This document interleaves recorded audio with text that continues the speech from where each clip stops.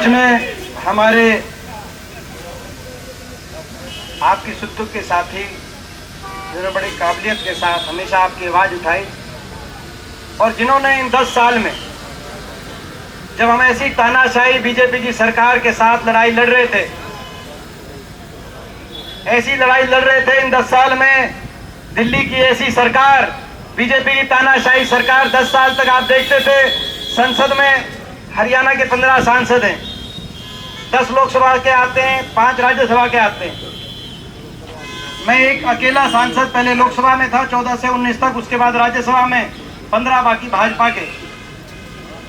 मगर मैं ये कह सकता हूं इस लड़ाई में जब बड़े बड़े झुक गए, 10 साल इस तानाशाही के साथ लड़ाई में बड़े बड़े झुक गए, बड़े बड़े बिक गए, मगर इस लड़ाई में मेरी बहन ने कभी मुझे अकेला नहीं महसूस होने दिया। हमारी बहन गीता बुक्कल जी वफादारी के साथ, ईमानदारी के साथ, क्योंकि इस लड़ाई में आपने देखा होगा हर रोज खबर आती थी, आज उस प्रदेश के एमएलए चले गए, आज उस प्रदेश के एमएलए चले गए, खबर आती थी आज हिसार के सांसद वो दुष्यंत चौटाला आज वो चले गए, वो भी विपक्ष में चुना गया था 14 में वो भी विपक्ष में थे। लेकिन आपने देखा बड़े बड़े झुक गए, बड़े बड़े बिक गए और इस इलाके की आवाज और हरियाणा प्रदेश में विपक्ष की आवाज को समाप्त करने की जब साजिश और षड्यंत्र रची जा रही थी, मैं आपको याद दिलाना चाहता हूं 2019 का वो चुनाव जब रात की अंधेरी रात में जैसे विनेश फोगाट को फाइनल में जाके हराया गया, रात की अंधेरी रात में इस इलाके की आवाज का गला घोटने के साजिश षड्यंत्र रचे गए, तो उस समय अगर उस अंधेरी रात में किसी ने साथ निभाया तो झज्जर की जनता ने निभाया और मेरी बहन गीता बुक्कल ने मेरा साथ वफादारी के साथ, वफादारी ईमानदारी के साथ। तो मैं पूरा आज आपसे यही कहने आया हूं, जिस वफादारी और जिस ईमानदारी से, क्योंकि राज तो बनेगा, सरकार बनेगी और सरकार तो बनेगी, वो तो आपने देख लिया होगा, आपने देखा होगा सेक्रेटरिएट में जब हम अंदर गए तो सारे अफसर नीचे से लेकर ऊपर तक अभी पर्चा भरवाने जब 10 साल सरकार में थे तो तब भी न्यूज लूट नहीं किया करते थे जितना आज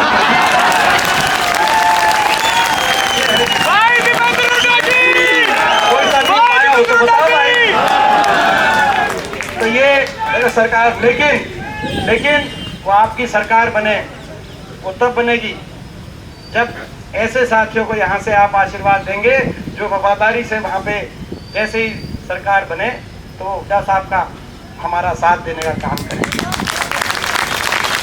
और तो ये आज मैं आपसे एक ही बात कहने आया हूँ हमारी बहन गीता बुक्कल जी के नामांकन में, और मैं धन्यवाद करता हूँ हमारे सभी साथी जो यहाँ पे इस नामांकन में साथ देने के लिए आए हैं, हमारे भाई कुलदीप बस जी बादली से।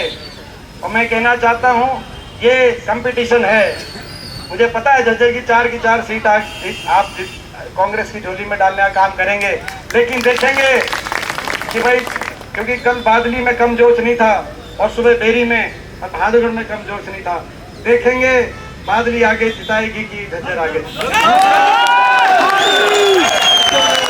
देखेंगे हमारे भाई।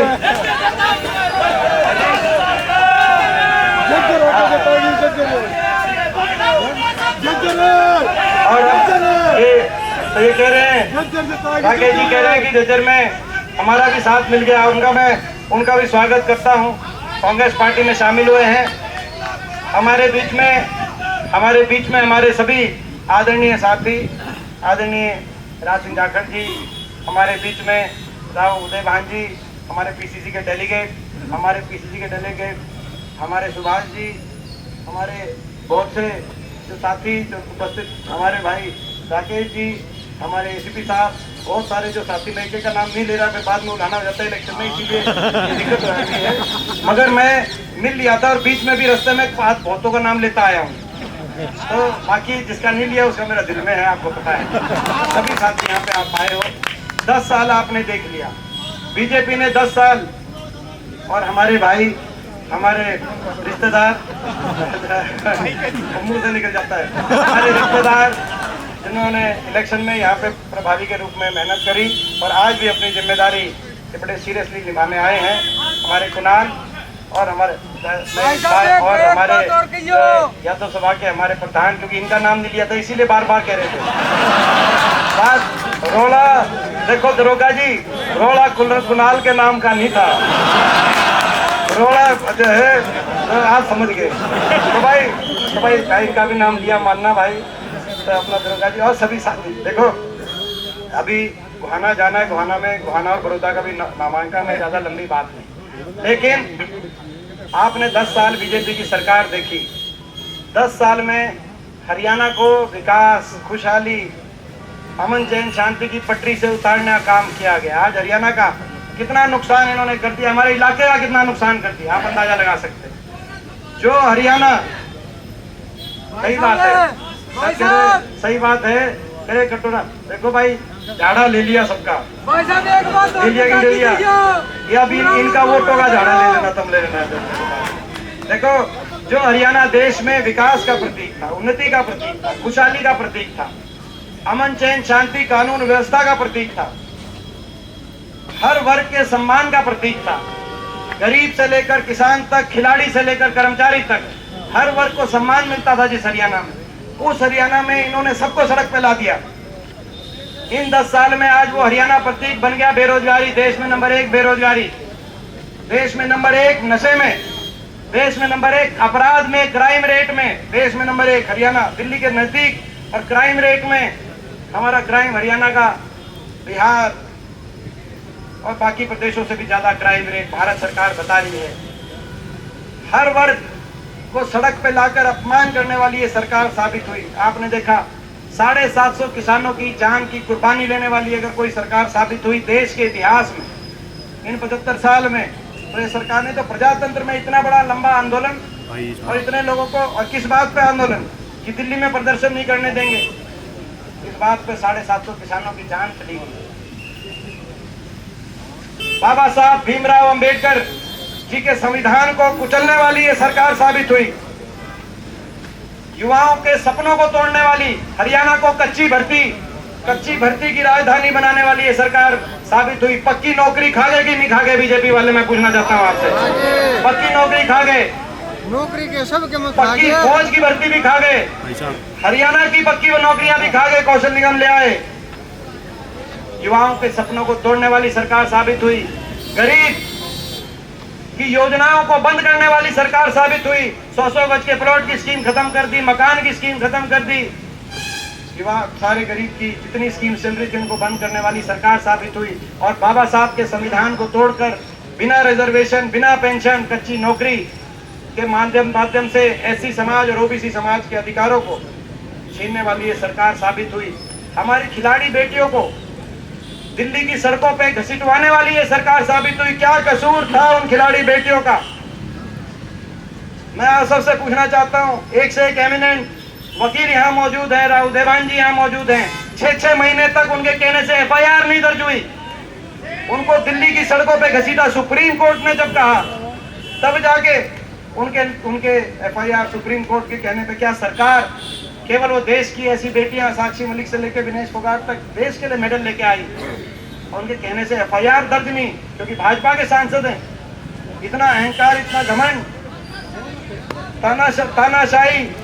तानाशाही की तरफ, अहंकार की तरफ कदम इन्होंने बढ़ाए और आपने उसकी लड़ाई लड़ी, आपने संघर्ष किया। 10 साल विपक्ष में, देश के विपक्ष में अगर संघर्ष किया तो आपने, झज्जर हल्के ने, छत्तीस बिरादरी ने, आपने कितना संघर्ष किया।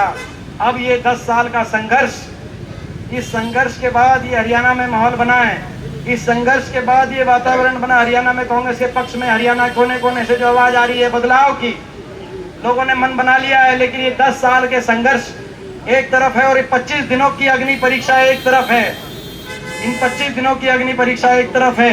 मैं एक ही बात कहना चाहता हूँ इस इलाके के बच्चे के रूप में, मेरी उम्र कम है लेकिन मेरे को बहुत अब तजुर्बा राजनीति में हुआ है। आपके आशीर्वाद से आपने 4थी बार लोकसभा में भेजा है, 5वीं बार संसद में पहुंचने का अवसर मुझे मिला। मैंने सत्ता के समय भी देखा, जब इस इलाके की सेवा करने की मैंने कोशिश करी ईमानदारी से।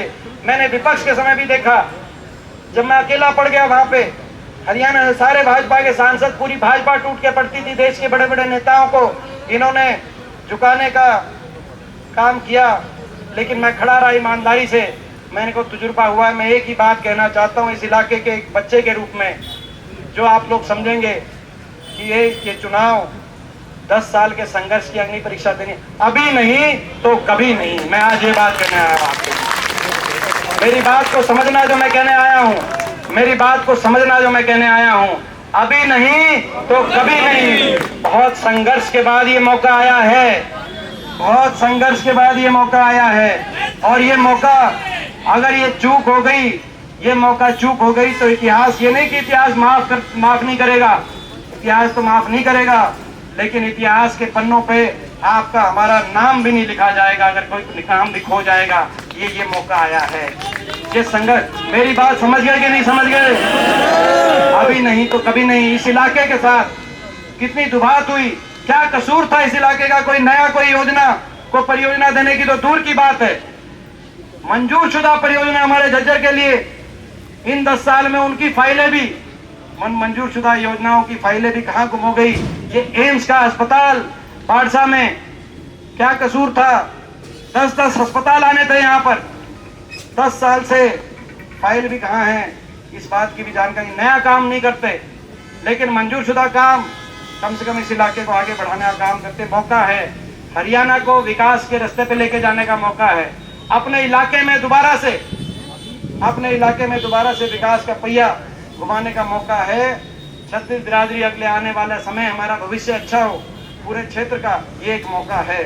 ये मौका ऐसे नहीं बना, बड़ी मेहनत से बना, आप सबकी मेहनत से बना है। 10 साल के आपके कठिन परिश्रम से मौका बना है। नहीं तो आप पूछना, आप हरियाणा में अलग अलग जगह पूछना है, जब मौका चला जाता है तो मौका नहीं आया करता। ये मौका आया है, इसको चूकना मत। मैं आज आपको यही, और ये लड़ाई हरियाणा के भविष्य को बचाने की लड़ाई है। ये लड़ाई हरियाणा के नौजवान, जिस नौजवान के भविष्य को आज बेरोजगारी की गिरफ्त में, नशे में, अपराध की तरफ धकेलना काम इस सरकार ने किया है। हरियाणा के नौजवान के भविष्य को बचाने की लड़ाई है। ये लड़ाई बाबा साहब भीमराव अंबेडकर जी के संविधान को बचाने की लड़ाई है। ये लड़ाई हरियाणा में हर वर्ग के, किसान से लेकर हमारी बेटियों तक, खिलाड़ी से लेकर कर्मचारी, सरपंचों तक, हर वर्ग के सम्मान को के सुरक्षित रखने की लड़ाई है। और ये लड़ाई 1-1.5 महीने के बाद हरियाणा के बड़े बुजुर्गों को देश में सर्वाधिक, दिल्ली से भी ज्यादा 6000 बुढ़ापा पेंशन दिलवाने की लड़ाई है। अब ये लड़ाई किसान को एमएसपी गारंटी, कर्मचारी को ओल्ड पेंशन स्कीम, गरीब को 100-100 गज के प्लॉट, इंदिरा आवास योजना, 3.5 लाख की आर्थिक सहायता से जरूरतमंद को मकान दिलवाने की लड़ाई है। ये लड़ाई कमर तोड़, महंगाई की कमर तोड़ने के लिए, हमारी माताओं और बहनों को 500 रुपए में गैस का सिलेंडर दिलवाने के लिए, और बिजली उपभोक्ता को 300 यूनिट बिजली में राहत दिलवाने की लड़ाई है। अब ये लड़ाई अपने इलाके को आगे बढ़ाने की लड़ाई है।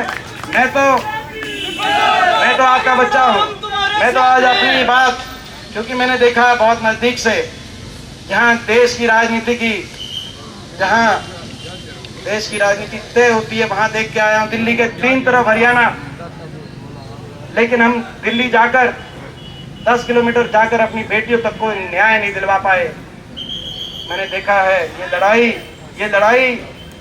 जो है हरियाणा के भविष्य को बचाने की। तो मैं ये लड़ाई आप पे छोड़ के जाता हूँ। झज्जर से ये आवाज आए, देखो जीत की आवाज है, इसमें कोई दो राय नहीं। झज्जर से ये आवाज आए कि भाई एमपी साहब के को आने की जरूरत ही नहीं, आप 90 हल्कों में लड़ाई लड़ दो। ये आवाज आए, ये आवाज आए।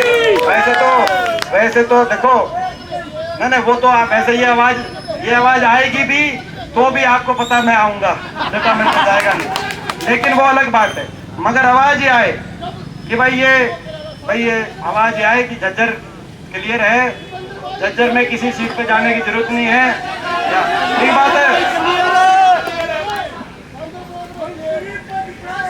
और हाँ, तो भाई जो है, मुझे पूरा विश्वास है कि हर गांव से झज्जर के हर गांव से, हर वार्ड से बहन जी जीतेंगी, मुझे पूरा विश्वास है। संविधान बनता है, देखो देश कैसे चलेगा, उसका संविधान बना, उस संविधान की कलम बाबा साहब के हाथ में। देश कैसे चलेगा, नई सरकार कैसे चलेगी, ये घोषणा पत्र बनता है, उसकी कलम हम धन्यवाद करते हैं हुड्डा साहब को कि वो कलम बहन जी के हाथ में देने का काम कर। और ये घोषणा, और कल तो इनकी मीटिंग थी, मैं सोच रहा था कि आज केवल फार्म भरेंगे, वो कल तो दिल्ली में थे। घोषणा पत्र में इतनी मेहनत करी बहन जी ने, सारा मैं देखता था, कल भी ये दिल्ली में थी, क्योंकि जो है वो घोषणा पत्र को फाइनल करने के लिए खड़गे जी से इनकी बैठक थी। तो भाई एक महत्वपूर्ण जिम्मेदारी बहन जी को जो दी है कि सरकार कैसे चलेगी, तो आप उसका भी अंदाजा लगाओ।